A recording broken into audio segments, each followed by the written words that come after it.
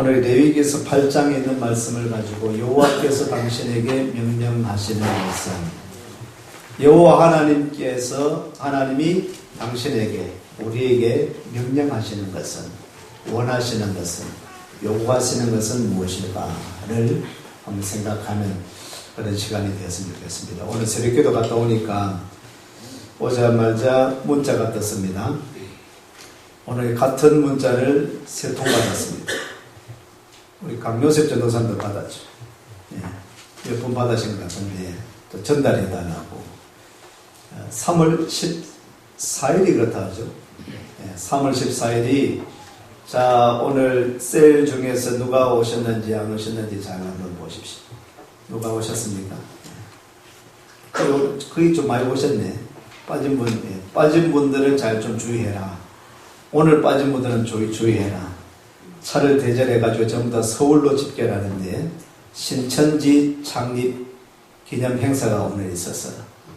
그래서 새벽부터 문자가 왔습니다. 목사님, 교회에서 오늘 출석 안 하는 사람들 유심히 보라. 오늘 안 하는 사람들은 오늘 신천지 창립 행사가 있어가지고 배상대 입장에 안 오셨네. 신천지 창립 행사가 있어서 대대적으로 차를 대전해서 그렇게 오늘 간다라고 오늘 문자를 다 돌렸습니다. 지금 신천지가 아주 난리거든요. 굉장히 지금 신천지가 이단이 활성화되고 있습니다. 종말의 때가 가까웠기 때문에 말세에는 적그리스도, 이단, 거짓 무리들이 왕성하게 되어집니다.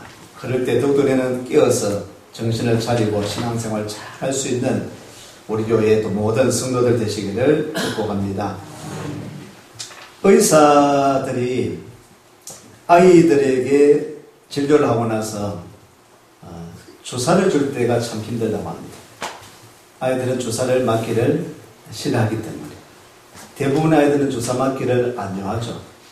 저도 2학년 때인가 여기 횡단보도 건너다가 얼음 자전차에 받쳐가지고 양쪽에 미술 독과하고 가다가 횡단보도에서 넘어지고 기절해버렸어요. 그리고 밑에 병원에 입원을 했는데 그 얼음 자전차는 뺑소니를 해가지고 나중에 누가 또 따라가서 잡아서 성남초등학교에서 그분 치상을 하더라고요. 잠시 여기 병원에 입원했었는데 간호사님이 누나가 주사 주려고 하는데 나는 베개 던지고 난리가 났습니다. 욕을 하고 절대로 안 맞는다고. 얼마나 그렇게 주사 절대로 안 맞으려고. 그리고는 그 이후로부터는 주사 맞는 걸 잘 맞았습니다. 의사님 주사 맞으면 아이고 뭐 찔러라. 찔러봤자 하여튼 의사들이 아이들 주사를 주는데 참 쉽지 않다. 그때 주사를 주면서 아이들한테 야 주사하게 보여주면서 니 맞을래 안 맞을래? 안 맞으면 혼난다라고. 빨리 주사 맞으라고. 그러면 아이들이 맞겠습니까? 그래서 의사 선생님이 깨를 내가지고 하나하나 주사기 모형 주사기를 하나 갖다 놓고 진짜 주사기 갖다 놓고 야야 큰 주사기 맞을래? 요거 맞을래? 이약 맞을 것 같으면 작은 거 맞겠다고. 그래서 주사를 탁 넣는다고. 아이들한테 주사를 넣을 때도 그렇게 꾀를 발해서 지혜를 발해서 아이들이 이해가 되도록 가급적이면 억압해서 맞게 하는 것이 아니라 이약 맞을 것인데 이양 주사를 놔야 될 텐데 가급적이면 아이들 좀 이해를 시켜서 맞을 수 있는 것이 좋지 않겠습니까? 하나님께서 말씀하십니다. 하나님 말씀하시는데 다양한 방법으로 말씀하십니다. 하나님은 다양한 방법으로 말씀하십니다. 2014년도 저희들 우리 축복신방 중에 있습니다. 올해 신방의 전체적인 어떤 틀은 성경에 나오는 비유의 말씀을 가지고 신방을 하고 있습니다. 작년에 기억나십니까? 작년에는 성경책 66권을 가지고 각 가정에 성경책을 뽑아서 그 책으로 합당한 말씀을 찾아서 신방을 했고요. 그전에는 성경 인물을 중심으로 성경의 중요한 인물들을 뽑아서 또 그 가정에 좀 확장하게 좀 배치를 시켜서 그렇게 은혜를 구했습니다. 이번에는 비유의 말씀은 구약에도 있고 신약이 많습니다. 특별히 이 비유의 말씀은 예수님의 비유가 참 많습니다. 사도 바울의 비유도 있는데요. 이 비유의 말씀을 각 가정에 그냥 말씀 전하는 것이 아니라 가정에서 기도하고 그 가정에 같은 말씀이지만은 이 말씀이 가장 적합한 합당한 말씀이 무엇일까를 또 목사가 기도하는 중에 그 말씀 붙들고 또 증거를 하고 있는데 아주 이제 신방을 한 2주간 신방했습니다만은 남은 기간도 너무 좀 요새는 주말에 주로 신방을 받다 보니까 자꾸 늦어져요. 그래서 가급적이면은 여러분 좀 당겨서 여러분 시간 되시는 대로 너무 안 늦춰지도록 좀 기도하시고 준비하셔서 신방이 빨리빨리 진행되도록 협력해 주시면 좋겠고 또 하나님께서 허락하신 이 기간 동안에 여러분 각 가정마다 신방할 때 주의종이 또 기도하면서 말씀 전가할 때 그 말씀이 적합하게 심겨지고 말씀의 큰 역사가 복의 역사가 나타나기를 축복합니다. 하나님은 다양한 방법으로 말씀하신다. 예수님도 비유를 통해서 말씀하시기를 좋아했습니다. 비유의 말씀을 들어서. 근데 제가 몇 번 말씀드렸습니다만 신방할 때 신천지가 이단들이 비유를 잘 써요. 이 예수님의 비유를 가지고 자꾸 엉뚱하게 풀이를 합니다. 아주 자꾸 꼬아서 풀이를 합니다. 너무 어렵게 풀이를 합니다. 이상하게. 그래서 예수님의 비밀을 전하기 위하여서 비유를 사용하셨다. 그래서 예수님께서 말씀하고 있는 비유는 이런 뜻이다 라고 해서 건전적인 또한 우리 건전한 또 전통적인 해석과 좀 다른 좀 솔깃한 이상한 그런 내용 해석을 통해서 이단들이 접근을 합니다. 그래서 비유 해석할 때도 우리가 좀 주의를 할 필요 있고 가급적이면 전통적인 해석을 가지고 그렇게 말씀을 전하고 있습니다. 이 하나님께서 말씀하셨는데 성경 말씀 읽다가 우리 박준자 집사님 우리 가정에 또 신방을 하고 또 우리 최순욱 집사님 가정에 지난주간 신방을 했는데 우리 전 집사님들이 참 감사해요. 우리 셀 모임을 가질 때 여러분 참 감사를 드립니다. 우리 희락셀, 사랑셀에 모임일 때 이제 말씀을 이번에 꼭 일독을 하자. 성경 일독을 하자. 그리고 한 주간 읽다가 궁금한 점이 있으면은 또 묻기도 하고 나누기도 하고. 참 셀이 그렇게 존재해야 되지 않겠습니까? 그래서 한 주간 읽다가 성경 읽다가 예전엔 그냥 읽었는데 이전에 읽다 보니까 한두 번 읽다 보니까 궁금한 점이 생기거든요. 좀 의문점이 생기거든요. 그러면 가지고 와서 나누기도 하고 묻기도 하고 그렇습니다. 하나님께서 말씀하셨는데 이 성경 말씀 하나님의 말씀인데 이 말씀 읽다가 듣다가 그냥 궁금하다 의문점이 생기면 그냥 읽지 말고 물으십시오. 우리 셀의 교육자들 있지 않습니까? 또 리더들 있지 않습니까? 저한테도 물어줬습니다. 우리 고병덕 오늘 예배 참석했는데 병덕아 주간에 보면은 성경 읽다가 기도하다가 좀 자주 해서 묻습니다. 모르면 참 감사해요. 예. 여러분 그냥 혼자 모르면서 지나가지 말고 좀 어려운 점이 있으면은 여러분 어려운 점 많죠. 저도 지금 보면 다 모르는데 읽다 보면은 어려운 점 있지 않습니까? 궁금한 거 있지 않습니까? 그러면 교육자들에게 또 권사님 장로님들에게 리더들에게 담임 목사에게 물으세요. 물으면은 제가 모르면 또 제가 찾아서 연구해서 또 풀기도 하고 함께 공부도 하고 그렇죠. 그렇게 이 말씀이 무슨 말씀인가를 우리가 알아야 되지 않겠습니까? 그냥 모르고 지나가는 것이 아니라 하나님 말씀 열심히 읽으시고 열심히 들으시고 이 말씀이 깨달아질 수 있는 은혜가 있으시기를 축복합니다. 말씀을 잘 파악해야 된다는 것이 설교자의 역할은 그 역할입니다. 설교자는 우선 하나님 앞에 기도하면서 준비합니다. 왜냐하면 하나님 말씀 주시옵소서 이 말씀이 무슨 뜻입니까? 하나님 무슨 말씀입니까?를 제가 하나님 앞에 묻습니다. 그래서 제가 말씀 전할 때 하나님 말씀을 전해야 되거든요. 설교자가 전할 때에 잘못 전할 수도 있습니다. 사람의 말을 전할 수 있습니다. 사람이기 때문에. 제가 잘못 해석하고 잘못 생각해서 인간적인 인본주의적인 말을 전할 수가 있습니다.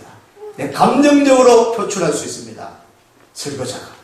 그러므로 늘 설교자는 우리 교육자 여러분들도 마찬가지입니다만 설교자는 늘 기도하면서 하나님께서 이 말씀을 어떻게 이 말씀을 전하기를 원하실까?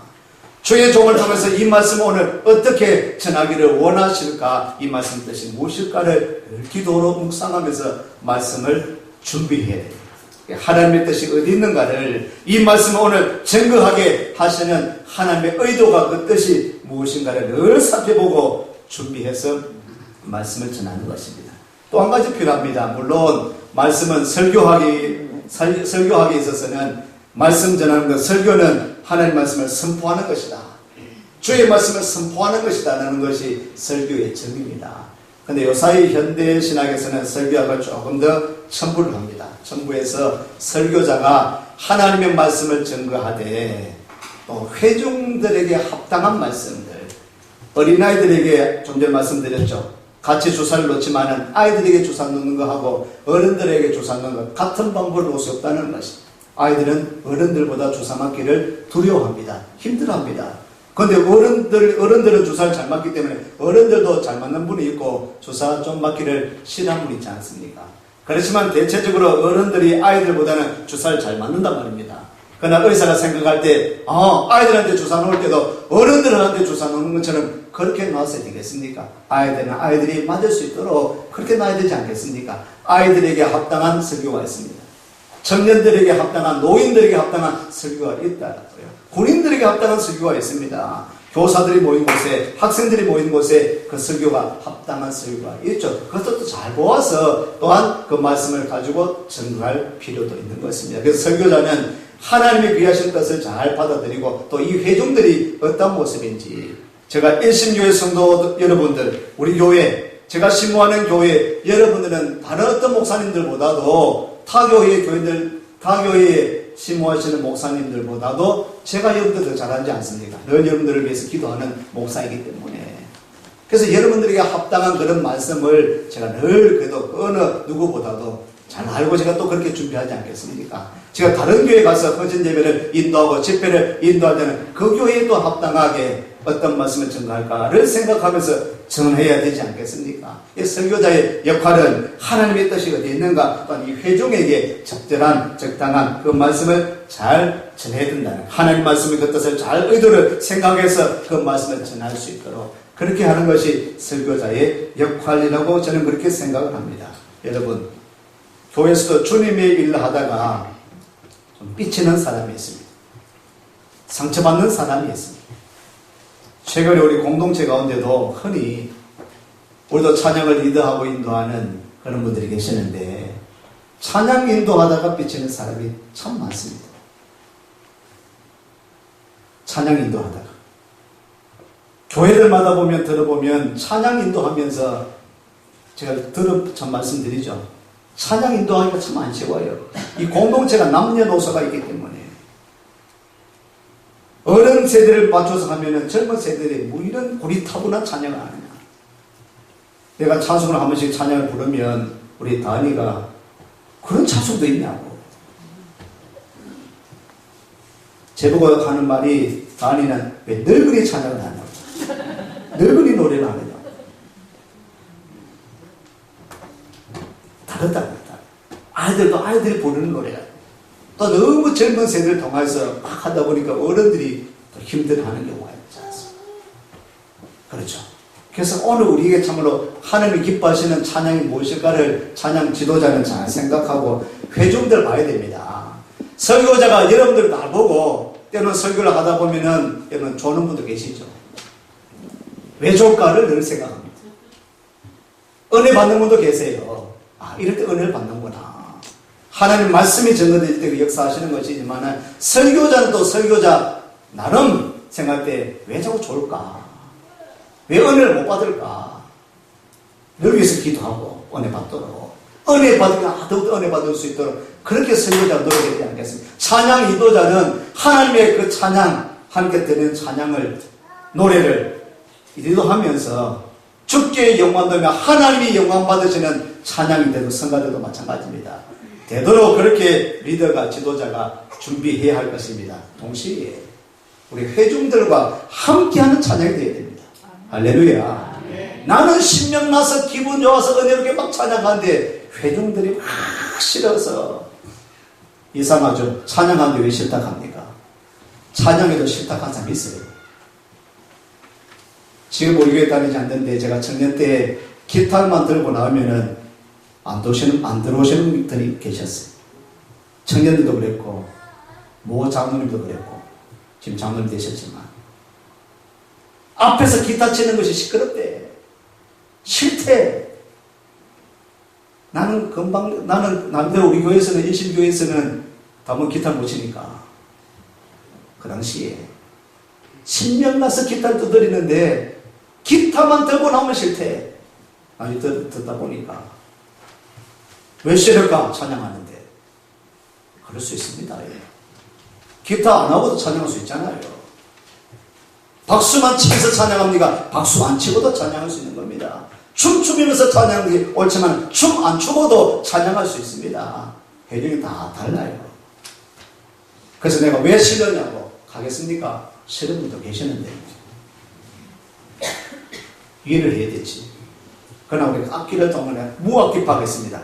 여러분 교단 중에 피아노 안 치는 파가 있습니다. 무악기 파. 드럼 안 치는 교회 많습니다. 오늘도 드럼 갖다 놓은 지가 한참 고민하고 갖다 놨습니다. 이 드럼은 카바레나 술집에서 하지 그런 거는 교회에서 하면 안 된다고. 지금도 드럼을 사용하지 않는 교회들이 있습니다. 그렇죠? 왜 그러냐는 아니고 그런 믿음이 것이 그런 남의 신앙 공동체. 우리 그래서 리더는 찬양 리더자는 이 회중이 드럼을 좋아하는구나, 기타를 좋아하는구나, 싫어하는구나, 찬양을 크게 하는 것을 원하는구나, 그렇지 않은 것을 원하는 것은 알아야 됩니다. 혼자 신명나서 막 두드릴 것이 아니라 우리가 너무 눈치 볼 필요는 없지만 그래도 공동체 함께. 일본에 가서 제가 설교를 했죠. 우리 바하천 모습을 통해서 많이 들었죠. 일본의 예배는 장례식 같다. 조용하게. 수요일날은 안 그렇대요. 그래도 목사님 까만 옷을 입은 적은 없대요. 주일날은 까만 옷 입고 까만 넥타이 매고 조용하게 어때 예배 자체가 그렇다고. 수요일날도 제가 나중에 들어보니까 수요일날 예배도 그냥 와서 조용하게 둥글게 앉아가지고 말씀 전하고 묵상하고 기도하고 가는 거예요. 찬송. 일본에는 참 재미없죠. 하나 가서 내가 강대상 다 부숴놨어.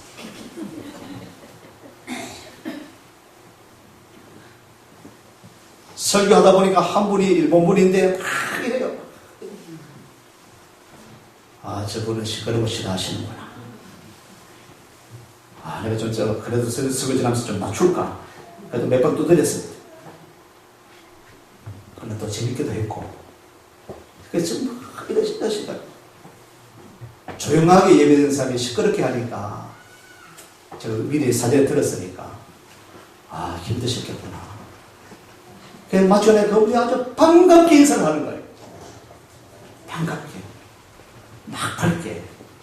왜 이랬느냐고 내가 나중에 보니까 왜 그런지 모르겠어요. 뒤에 통역을 했거든. 요새는 앞에 통역 안 하고 뒤에서 통역하면 바로 음성으로 변환되어지는. 내가 한국어로 하면은 일본어로 변환되는 통역. 그걸 듣기 위해서 이랬는 거예요. 저는 나름대로 너무 크게 해가지고 이분이 상처를 받았다고 생각했는데 설교자는 봐야 되는 거예요. 은혜를 받고 있는지 못 받는지, 괴로워하고 있는지, 짜증내고 있는지, 졸고 있는지. 설교자의 역할입니다. 찬양 리더자의 역할입니다. 지도자의 역할입니다. 요새 우리 교회가 밥이 제공됩니다. 오늘도 밥입니다. 좋습니까?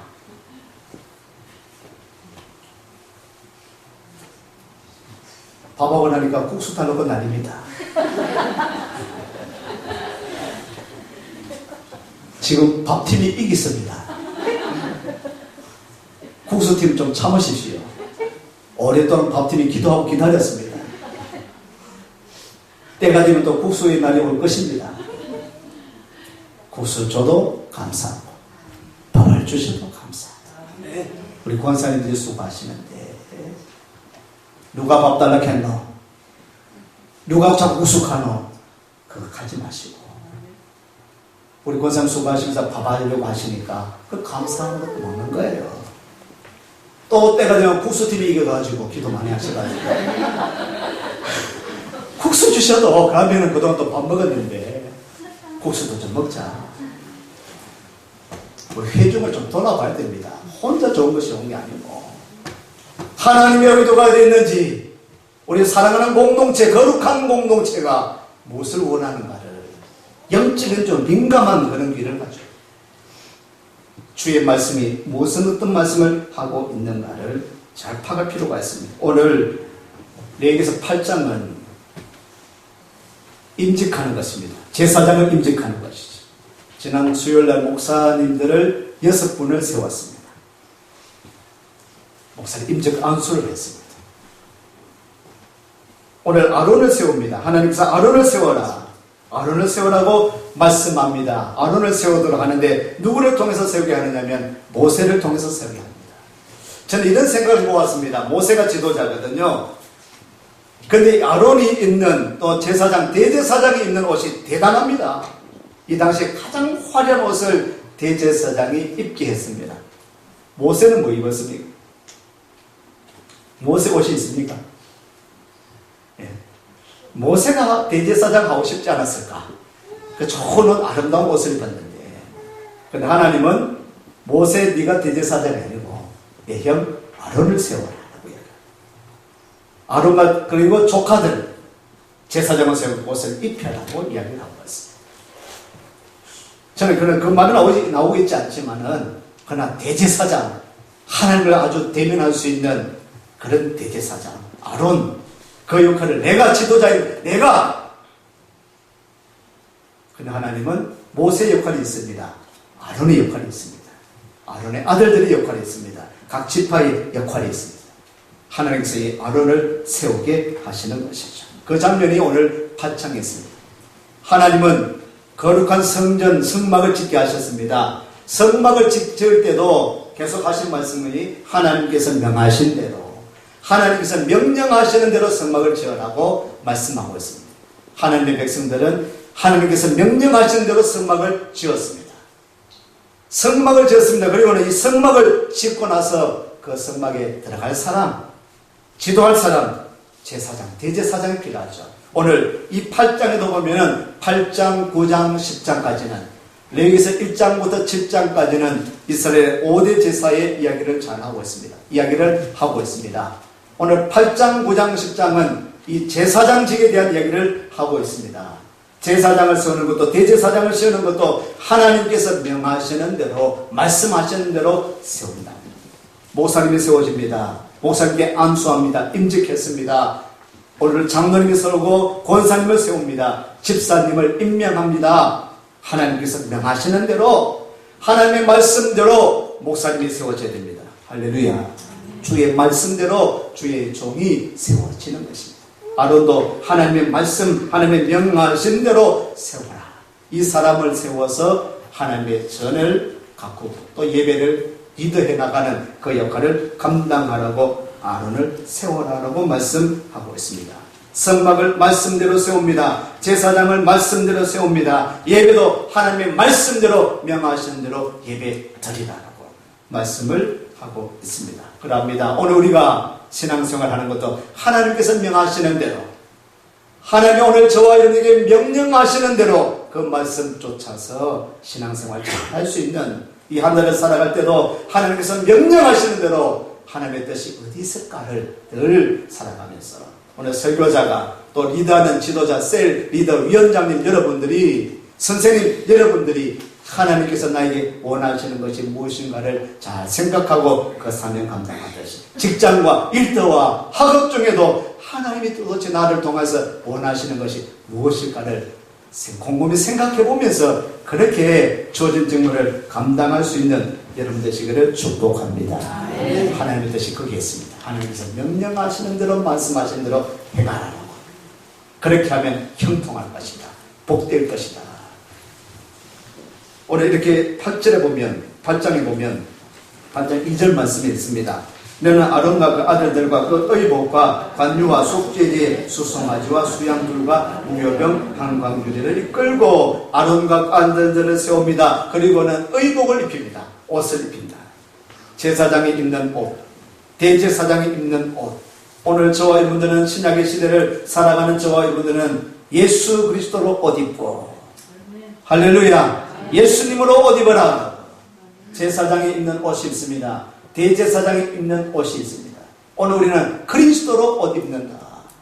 예수님의 보혈의 피로 씻음을 받고 거룩한 자, 주님의 그리스도의 옷 입고 거룩한 자가 되는, 성도가 되는, 지금 우리는 사순절 기간을 지나가고 있습니다. 오늘은 사순절 첫 번째 주일입니다. 주님의 십자가를 생각하고 날 위해서 지신 십자가 지신 예수님, 날 위해 피 흘려 주신 예수님의 거신 사랑, 그 희생, 고귀한 희생을 우리가 기억하고 그 은혜를 기억하고 감사하고 그리스도로 날마다 옷을 입고 하나님의 사람답게 살아갈 수 있는 여러분 되시기를 축복합니다. 그 의복과 관유, 기름, 올리브 기름, 이 기름을 부었다라는 것을 제사장을 임직할 때 기름을 부었거든요.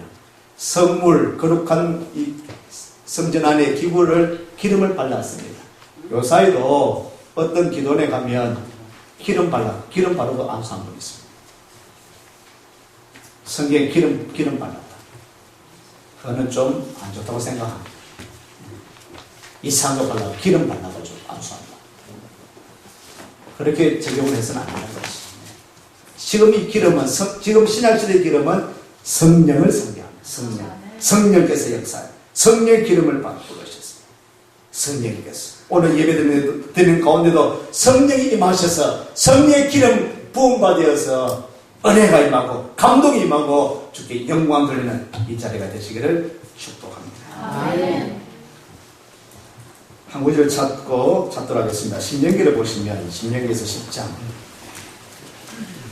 여기 민수기 신명기입니다. 10장. 신명기 10장 12절부터 보겠습니다.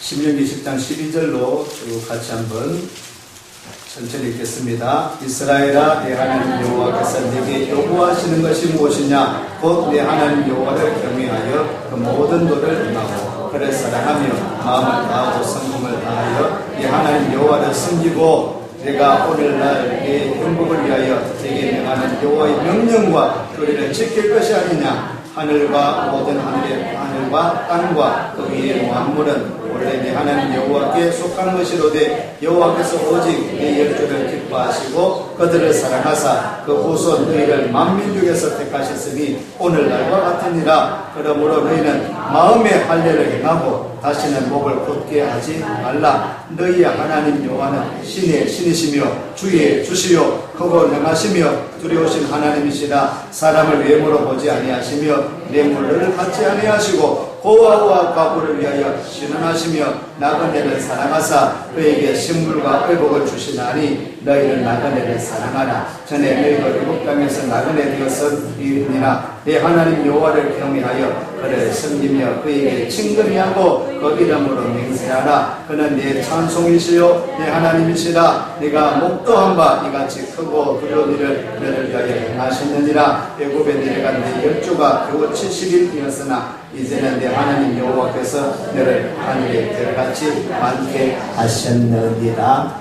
아멘. 오늘 이 말씀에 보면 하나님이 너희들에게 요구하시는 것이 뭐냐, 원하시는 것이 뭐냐를 이야기해 주고 있습니다.